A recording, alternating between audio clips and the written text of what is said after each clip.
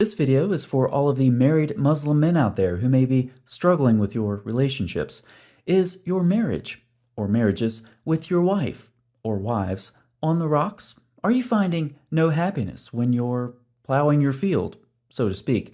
Is managing your female property more trouble than it's worth? I suggest it's because you have strayed too far from Muhammad's example and sacred Islamic law. So, to help out, I present to you 5 steps to a happy Muslim marriage. Step 1, marry young. Nope, younger. Muslim sources repeatedly state that Muhammad had sexual intercourse with Aisha when she was 9 years old. She is constantly described with terms like young, immature, and prepubescent, and we're told she was playing with dolls when she was taken to Muhammad's house. But some of you Muslim men may be hesitant. You know that there are different standards for you and Muhammad. You've read Al-Qurtubi, and you see that Muhammad got certain sexual privileges that other Muslim men don't have. For example, if Muhammad wanted another woman, it was obligatory for her husband to divorce her. Also, Muhammad had a bunch of wives, unlike other Muslim men who are limited to 4 at a time.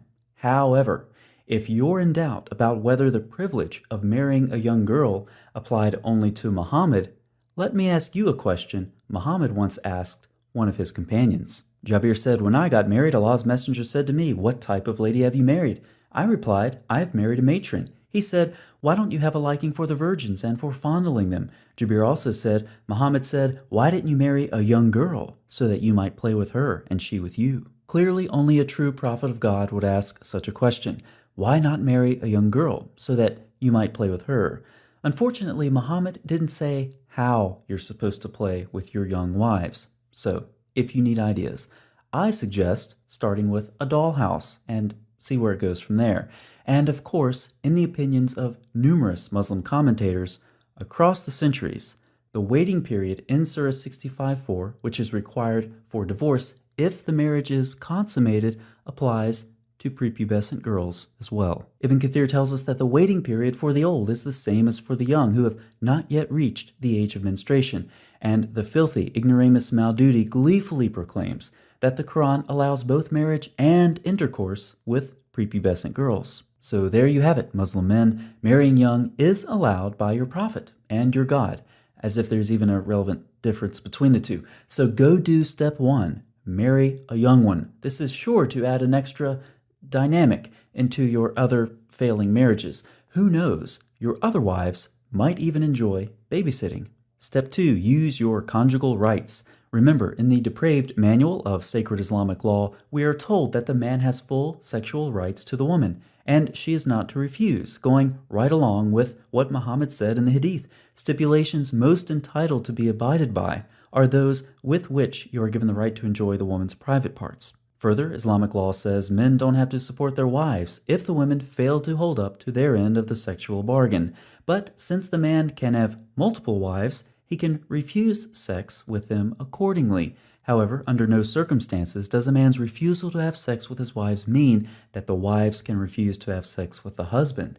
If a wife refuses to have sex, that constitutes rebellion in Islamic law, and we have a solution for that problem. Step 3, beat them. Now, this is not a detailed tutorial on how to beat your wife.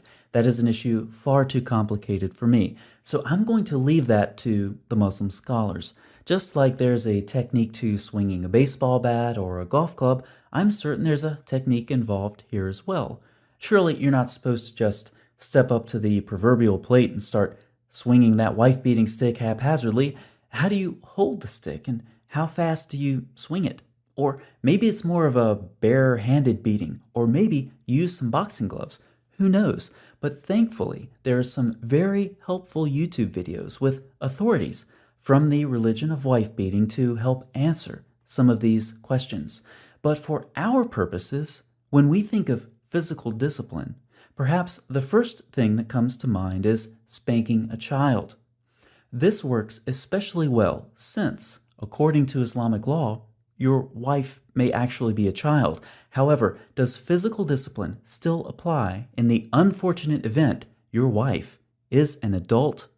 Sure does. Allah clarifies. But those wives from whom you fear arrogance, advise them if they persist, forsake them in bed, and finally strike them. But how do you know when exactly you can beat her? Anytime she's being rebellious, which includes all kinds of things like leaving the house without permission or refusing sex with the husband. Notice how Islamic law very diligently looks out for the sexual interest of men, just like Allah in Muslim paradise, where He's prepared large-breasted virgins. But you don't want to wait until paradise. You want it now. You've tried to apply step 2, use your conjugal rights.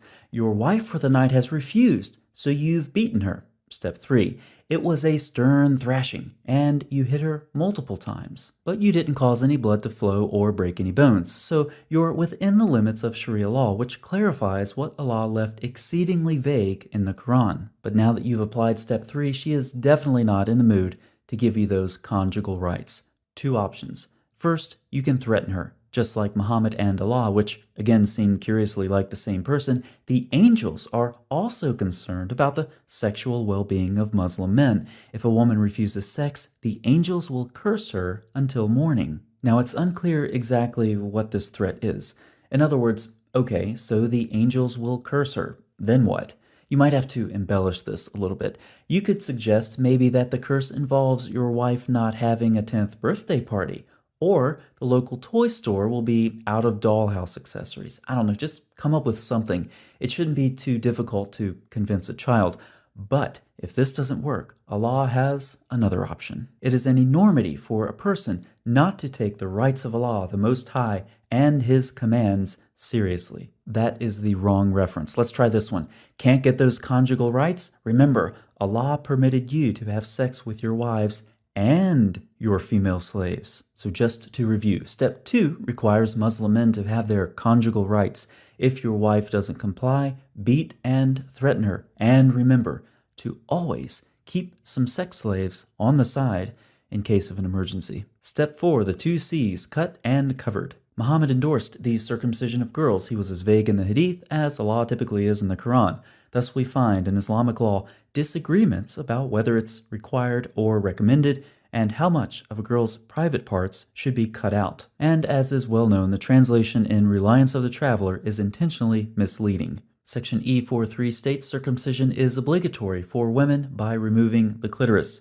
The Hanbalis and Hanafis disagree. The health benefits of this procedure for girls and women can be described as follows. This procedure has no health benefits for girls and women. The procedures can cause severe bleeding, problems urinating, cysts, infections, infertility, complications in childbirth, and increased risk of newborn deaths. I guess Muhammad, with all of his scientific knowledge, just couldn't figure this one out. It is a violation of human rights of girls and women. Of course, whether or not this is a violation of women's rights in Islam can be debated, since you can't violate something you never had in the first place. The second C, keep those things covered like Umar told you to. Narrated Umar, my Lord agreed with me in 3 things. What's the second thing, Umar? And as regards the veiling of women, I said, O Allah's messenger, I wish you ordered your wives to cover themselves from the men, because good and bad and blah blah blah. So the verse of the veiling of women was revealed. All Umar had to do was drop a quarter into Muhammad's vending machine of Quranic verses, and out popped a revelation from Allah on the veiling of women. In spite of the arbitrary and self-serving way this verse was revealed, Muslim men should not lose sight of its importance. In the unlikely event that your wife heals fully from her circumcision and actually feels like going out of the house, the nakedness of a woman that she is forbidden to reveal differs in the Shafi'i school according to different circumstances. When outside the home on the street, it refers to the entire body. And if your wife doesn't like being wrapped up in a sack, she's not allowed to leave the house without your permission anyway. So, who cares? Now, go put these 4 steps into practice, and I'm sure you'll be on your way to a healthy, happy, fulfilling marriage, or marriages, in no time.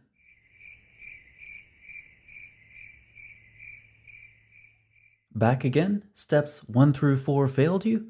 No problem. Step 5, have the same attitude towards women as Umar, Allah, and Muhammad. Narrated Umar, my Lord agreed with me in 3 things. What's the third thing, Umar? Once the wives of the Prophet made a united front against him. Why would they do that? Umar said it may be that if the Prophet divorces you, Allah will give him better wives than you. So the verse was revealed. And here it is, Surah 66, verse Umar. Perhaps his Lord, if he divorced you all, would substitute for him wives better than you. So if it's not working out, just divorce them and start over. Start over how? Start over with whom? If you're asking those questions, you fail to see the miracle of Islamic law. If you get to step 5 and fail, you start over at step 1, marry young. Thus, you can never exhaust this simple 5-step process for a healthy marriage. If you fail the first time, just repeat the same process over and over again, expecting different results. When I reflect on the rugged beauty of Islamic law, I am continually thankful that Muhammad came along and brought the Arab world out of its former age of ignorance, enlightened them, and gave them a beautiful example to follow. An example that, if closely abided by, is sure to have the same result as it has in the past, producing many more backward, dysfunctional people, relationships, and cultures for years to come.